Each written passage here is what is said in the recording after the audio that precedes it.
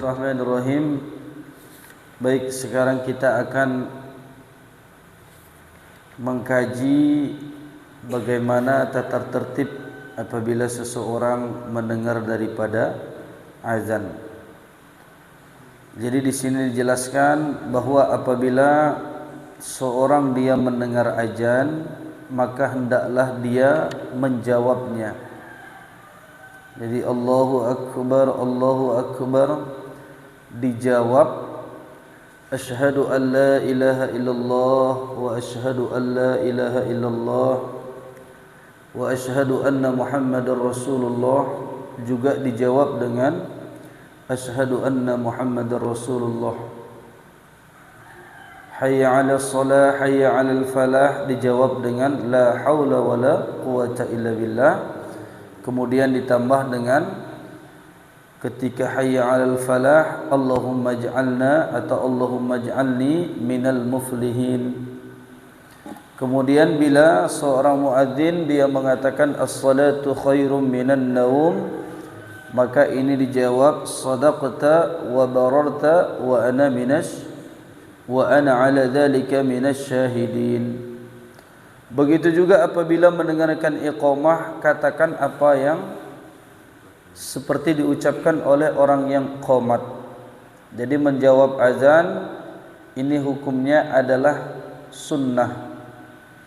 Ketika orang itu dalam keadaan tidak di dalam WC, orang itu tidak sedang berjima dengan istrinya, dalam keadaan orang itu tidak berada di dalam solat. Kalau menjawab azan di dalam solat, ini hukumnya adalah makruh.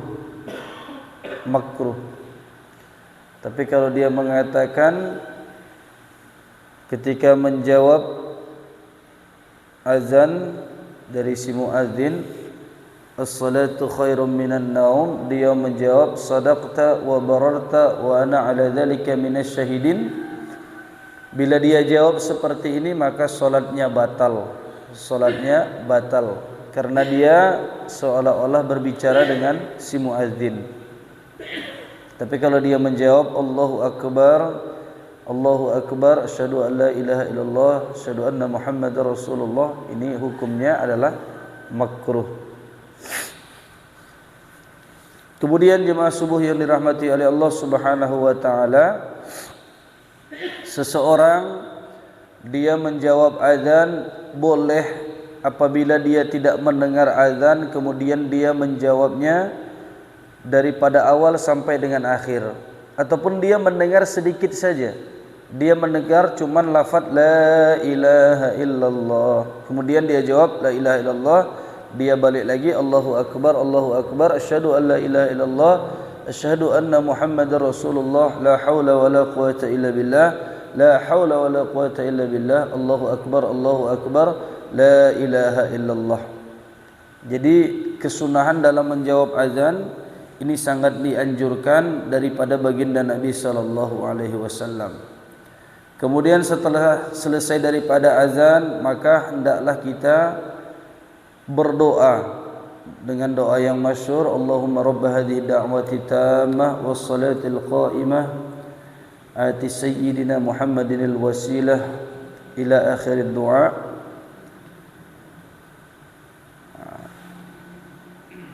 Kemudian di sini setelah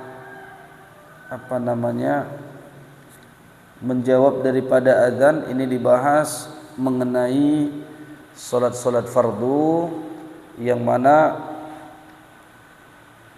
sama-sama kita ketahui solat fardu, kemudian zikir-zikir yang biasa dizikirkan oleh imam ini memiliki keutamaan masing-masing. Allahumma ajirna minan nar, Allahumma ajirna minan nar. Barang siapa yang membacanya 7 kali, maka apabila dia wafat pada hari itu, dia akan dimasukkan ke dalam surga. Kemudian apabila membaca ayat kursi setelah solat fardu, dia akan dijaga daripada solat yang dia solat kemudian sampai dengan solat berikutnya, solat setelahnya. Kemudian di sini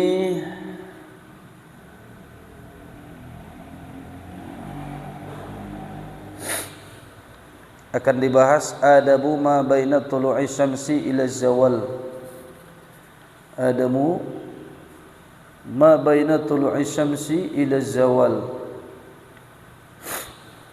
Adab di antara terbitnya matahari sampai dengan zawal. Sampai dengan zawal. Bismillahirrahmanirrahim. Fa idza tala'at asy-syamsu wartafa'at qadra ramhin. Apabila matahari telah terangkat, apabila matahari telah terbit dan terangkat seukuran tombak, fasalli rak'ataini, maka salatlah 2 rakaat. Maka salatlah 2 rakaat. Ini yang sebelumnya kalau tidak salah yang sudah kita pelajari, yang dianjurkan oleh Imam Al-Ghazali setelah subuh jangan pergi dulu pulang ke rumah, berzikirlah di masjid dengan zikir, ada 10 zikir. Di sini dikatakan ada 10 kalimat, la ilaha illallah wahdahu la syarikalah, lahul mulku wa lahul hamdu yuhyi wa yumit wa huwa hayyun la yamutu biyadihil khair wa huwa ala kulli syai'in qadir. Yang kedua, ijazah daripada Imam Al-Ghazali adalah membaca la ilaha illallahul haqqul al-malikul haqqul mubin. Yang ketiga, hendaklah seseorang itu berzikir dengan lafaz la ilaha illallah al-wahidul qahar rabbus samawati wal ardh wa ma bainahumal azizul ghaffar. Yang keempat, subhanallah walhamdulillah wa la ilaha illallah wallahu akbar. Ini yang paling mudah. Wala haula wala quwata illa billahil aliyil azim. Yang kelima, subuhun qudus rabbul malaikatu war ruh. Yang keenam, subhanallah wa bihamdi subhanallahil azim. Yang ketujuh adalah mengucapkan astaghfirullahal azim alladzi la ilaha illa huwal hayyul qayyum wa as'aluhu taubah wal maghfirah. Yang kedelapan, Allahumma la mani'a lima a'taita wa la mu'tiya lima mana'ta wa la zad lima qadaita wa la yanfa'u dzal jadd minkal jadd. Wa tasya' Allahumma salli ala sayyidina Muhammad wa sahbihi wa sallam. Wal 'ashirah bismillahilladzi la yadurru ma'a ismihi syai'un fil ardi wa la fis sama' wa huwas samiul alim. Kata Imam Al-Ghazali, diulang-ulanglah kalau mengambil daripada kalimat-kalimat ini diulang 100 kali. 100 kali. Atau diulang 10 kali. Kalau enggak bisa 170, kalau enggak bisa 70, maka diulang 10 kali. Nah, dikatakan janganlah berbicara sebelum terbitnya matahari, kecuali berbicara itu adalah berbicara dengan kebaikan. Jadi kata Imam Al-Ghazali di sini, Pak, zikir-zikir yang 10 ini apabila hati kita ini tidak mau berzikir, nanti di akhir akan dikasih tahu, hati kita ini tidak mau berzikir dengan apa yang dikasih oleh Imam Al-Ghazali, salawat, zikir ataupun istighfar setelah subuh, maka ketahuilah ketika itu hati seseorang telah dimasuki oleh syaitan laknatullah alaih. Dia telah digoda oleh setan bahwa dia menganggap zikir-zikir itu tidak penting. Maka ini kita sudah dapat ijazah, boleh kita berselawat habis subuh, boleh kita beristighfar ataupun dengan zikir-zikir tadi, la ilaha illallah wahdahu la syarikalah, ataupun subhanallah walhamdulillah wa la ilaha illallah wallahu akbar wa la haula wa la quwata illa billah. Ini dibaca 100 kali. Nah, apabila kita merasa amalan mana yang paling baik, yang paling berkesan, itulah yang kita amalkan sampai dengan terbitnya matahari. Kalau bisa, kalau enggak bisa, kita luangkan masa, mula-mula 5 menit, 10 menit, bertahap-tahap sampai kita bisa duduk habis solat subuh sampai dengan terbitnya matahari. Kemudian apabila sudah sampai terbitnya matahari dan matahari itu terangkat seukuran tombak, sudah sempurna dia terangkat,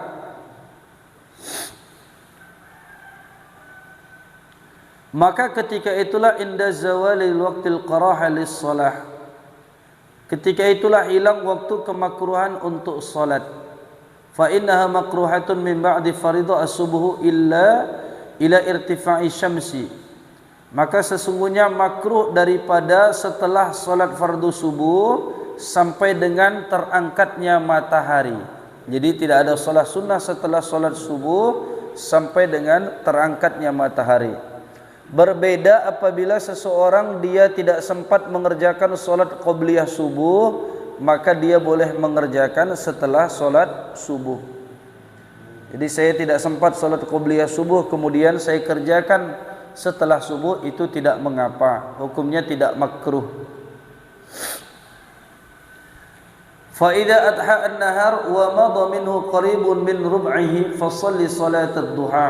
Jadi kalau matahari sudah terangkat, maka salatlah, yaitu dinamakan salat duha, arba'an aw sittah aw thamaniyan masna masna.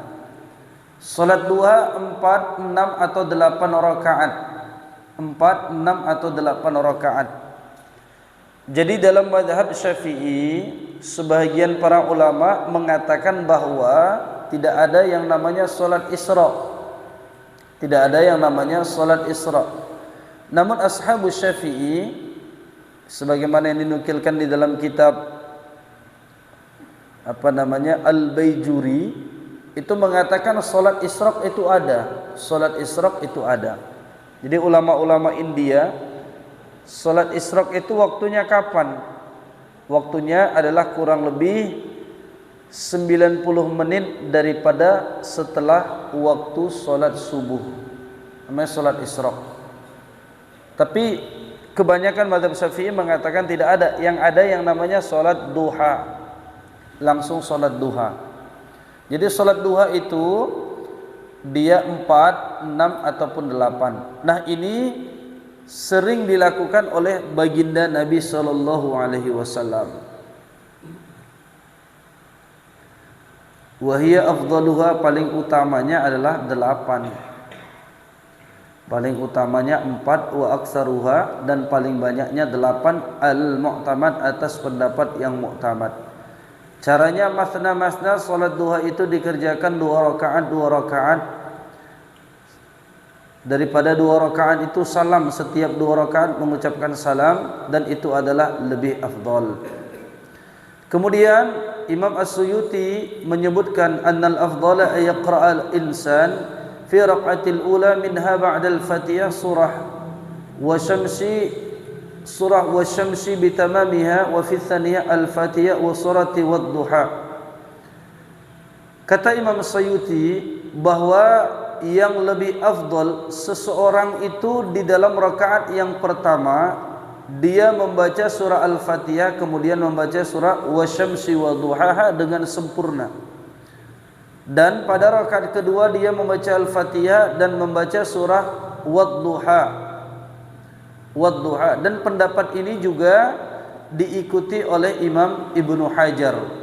Jadi Imam As-Suyuti dengan Imam Ibnu Hajar mempunyai pendapat yang sama bahwa paling afdalnya salat duha itu rakaat pertama membaca surah wasyamsi wadduhaha, kemudian rakaat yang kedua membaca surah wadduha wal laili idza saja. Nah, kalau orang itu tidak hafal surah wasyamsi wadduhaha, ini kata Imam Amramli, i'tamada, beliau berpegang teguh, annahu yaqra'u fi raq'atil ula al-kafirun wa fi tsaniyati al-ikhlas. Kata Imam Ramli, orang itu tadi kalau salat duha, rakaat pertamanya membaca surah al-kafirun, rakaat yang keduanya membaca surah al-ikhlas. Membaca surah al-ikhlas ini lebih mudah. Kemudian mengenai daripada bilangan rakaatnya, ini semuanya daripada Rasulullah sallallahu alaihi wasallam. Jadi kama qalat ummahani sallallahu ala nabi sallallahu alaihi wasallam shalla an-nabi sallallahu alaihi wasallam sabhatud duha thamani raq'atin yusallimu min kulli raq'ataini, rawahu Abu Dawud. Jadi di dalam kitab Abu Dawud hadis ini diriwayatkan daripada kitab Abu Dawud, kata Ummu Hani, Nabi SAW itu salat duha 8 rakaat. Beliau salam daripada tiap-tiap 2 rakaat. Dan salat itu khairu kulluha. Salat itu semuanya baik. Maka faman syaa falyastakthir wa man syaa falyastaqil. Orang yang menghendaki terserah dia mau memperbanyak salat duha, tidak apa-apa. Wa man syaa falyastaqlil, orang yang mau solat duha dengan menyedikitkannya 2 rakaat juga tidak mengapa, karena solat itu adalah sebaik-baik daripada ketetapan Allah Subhanahu wa taala. Jadi kalau kita sanggup 8, alhamdulillah lebih baik Pak solat duha. Kalau sanggupnya 4, kalau enggak sanggup 2. Jadi semuanya baik. Jadi bukan 8 rakaat itu lebih baik maksudnya. 4 rakaat itu tidak baik, 2 rakaat itu tidak baik. Dijelaskan di sini oleh Imam Al-Ghazali, semua salat itu baik walaupun itu 2 rakaat. Semua salat itu baik walaupun itu 2 rakaat. Falaisa baina tulu'i syamsi waz zawali ratibatu minas salati illa hadhihi. Tidak ada di antara terbitnya matahari sampai dengan zawal, itu tergelincirnya matahari, salat sunnah ratibah daripada salat-salat kecuali salat duha ini. Jadi daripada terbitnya matahari sampai dengan waktu zawal tidak ada salat kecuali salat duha. Kecuali orang mau mengerjakan salat tasbih, enggak apa-apa. Salat tasbih dikerjakan itu tidak apa-apa.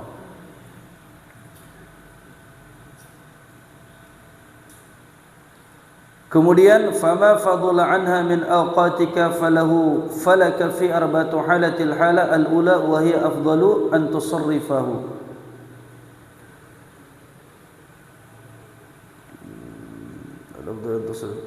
Talibul ilmu an-nafi' fi ad-din dun al-fudul alladhi al-akab an-nas 'alayhi wa sammuhu ilman.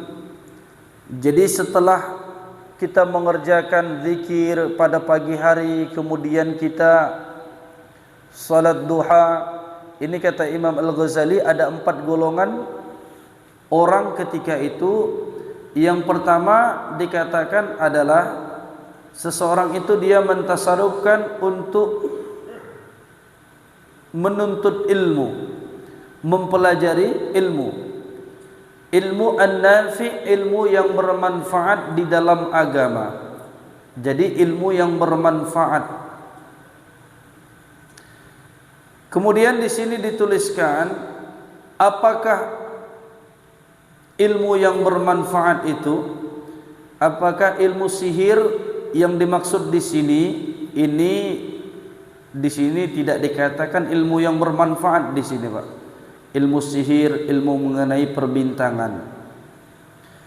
Karena di sini kata Imam Al-Ghazali, al-ilmu nafi, ilmu yang bermanfaat itu adalah ma yazidu fi khaufika min Allah Ta'ala wa yazidu fi basiratika. Ilmu yang menambah di dalam takutnya engkau kepada Allah Subhanahu wa taala dan menambah daripada basirah, yaitu pengetahuanmu, bi'uyubi nafsika, dengan aib-aib yang ada di dalam dirimu.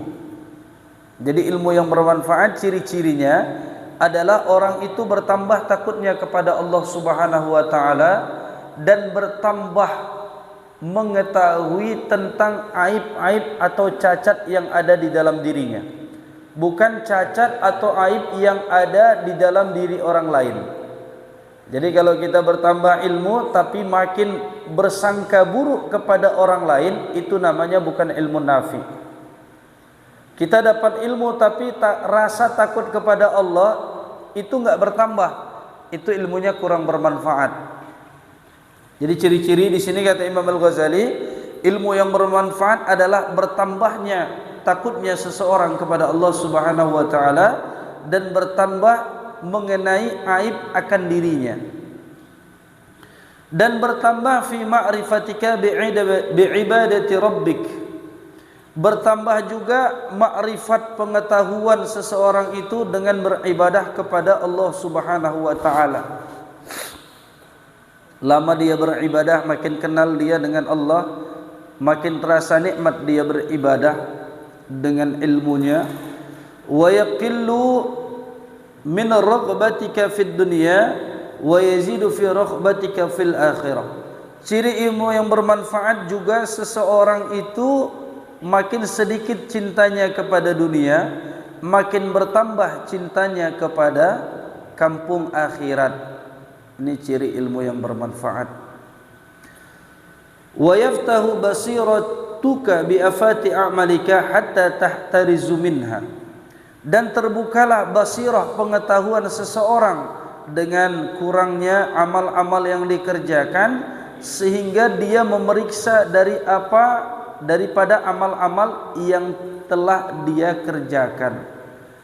Jadi kalau orang mendapat ilmu kemudian dia ngecek, amalan saya ini udah betul belum, amalan yang saya kerjakan udah pas belum. Ini ciri-ciri ilmu yang bermanfaat.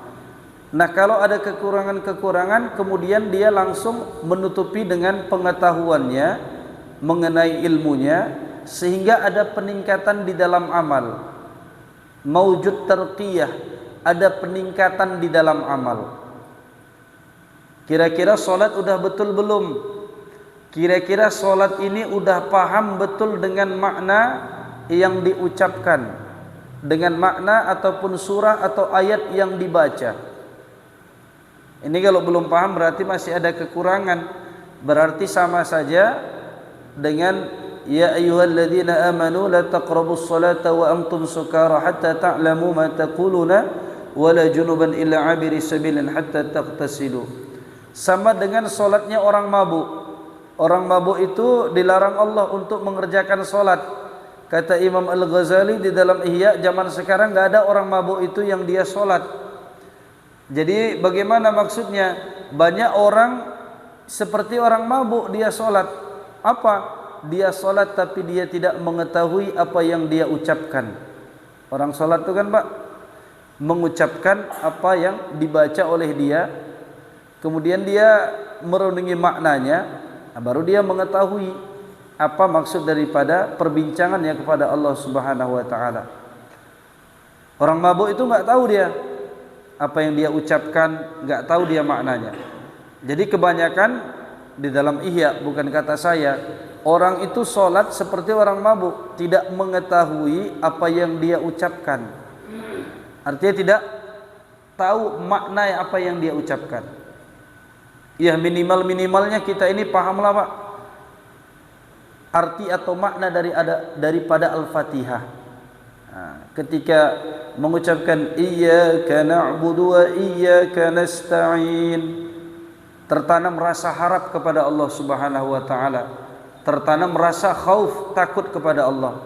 Hanya kepada Engkau lah ya Allah kami menyembah, dan hanya kepada Engkau ya Allah kami meminta pertolongan. Minimal kita tahulah Al-Fatihah.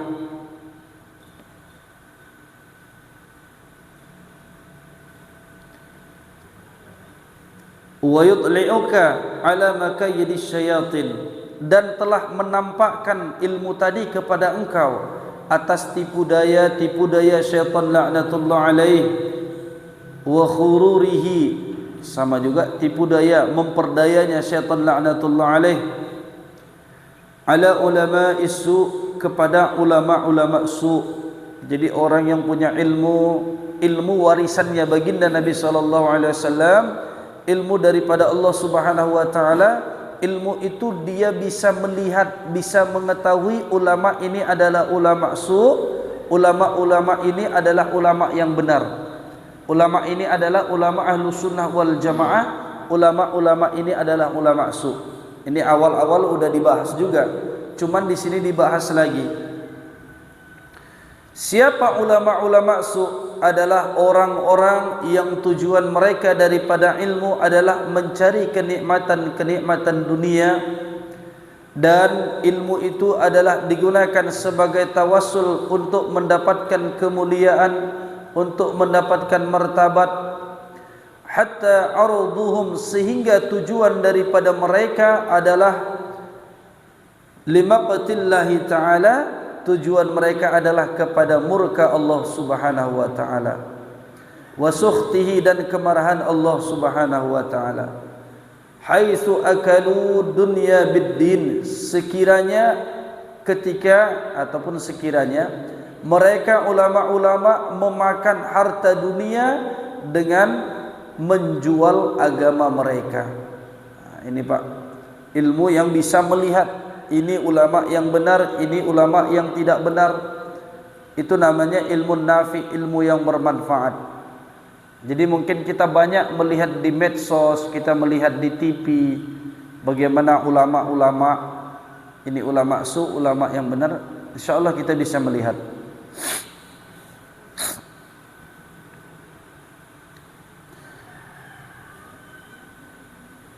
واتخذوا العلم ذريعة ووسيلة إلى أخذ أموال السلاطين وأكل أموال الأوقاف, dan mereka menjadikan ilmu mereka ini adalah tipu daya, memperdaya untuk apa? Mengambil hartanya para raja-raja. Dan ilmu mereka jadikan adalah untuk memakan harta-harta wakaf.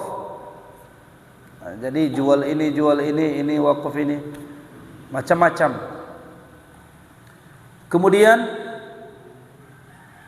mereka jadikan ilmu mereka ini untuk memakan hartanya anak-anak yatim dan orang-orang miskin. Bantuan turun, ngurus ini, yang sebenarnya hanya adalah untuk orang miskin, untuk anak yatim, kemudian dipangkas sama mereka. Ini ulama-ulama su. Banyak juga kadang-kadang bukan ulama dia, hartanya anak yatim nih kan. Innama ya'kuluna fi butunihim naro, makan hartanya anak yatim sama juga dengan memakan bara api. Jadi di perut mereka itu ada bara api. Kadang-kadang kita nih berposisi sebagai uwak, sebagai paklik, meninggal orang tuanya, bapak ibunya meninggal, ada warisan tanah. Wah, ini kesempatan bagi kita untuk mengurus daripada surat menyuratnya. Udah sini aja urus suratnya, urus suratnya, datang ke sana, datang ke sini, yang jumlahnya puluhan juta semestinya diterima oleh si anak, maka yang diterima dia cuman belasan juta, dipangkas sama uwa atau paliknya. Nah, ini sama juga memakan hartanya anak yatim. Innama ya'kuluna fi butunihim naro. Jadi salah satu termasuk hak-hak daripada hamba-hamba ini harus diselesaikan nanti di akhirat. Kalau hak kita kepada Allah Subhanahu wa taala itu mungkin Allah bisa maafkan. Tapi kalau hak kepada hamba, sesama hamba, ini berat. Orang yang pernah kita zalimi, nanti kita minta maaf di sana dengan mereka. Orang yang pernah kita makan hartanya, kita cari untuk mengembalikan hartanya kepada mereka. Ini berat kalau hubungan antara manusia dengan manusia. Kalau dengan Allah mungkin Allah maafkan, Allah ampunkan kekurangan amal kita, kesalahan dan dosa kita. Tapi kalau untuk antara hamba dengan hamba, ini subhanallah luar biasa, nggak sanggup kita nanti. Makanya apabila ada hak-hak saudara kita yang belum kita tunaikan, ataupun ada kewajiban kita kepada mereka, segeralah kita selesaikan, kita lunaskan, kita tunaikan. Kalau belum ada, kita azam, kita niat, kita azam, kita berniat untuk menyelesaikannya. Jangan sampai udah kita meninggal dunia, kita belum menyelesaikan muamalah kita kepada saudara-saudara muslim kita. Makanya itu yang pertama kali kan kalau orang meninggal itu, kalau ada yang punya sangkut paut hutang pihutang kepada ahli mayit, kepada mayit, datanglah kepada kami untuk kami segera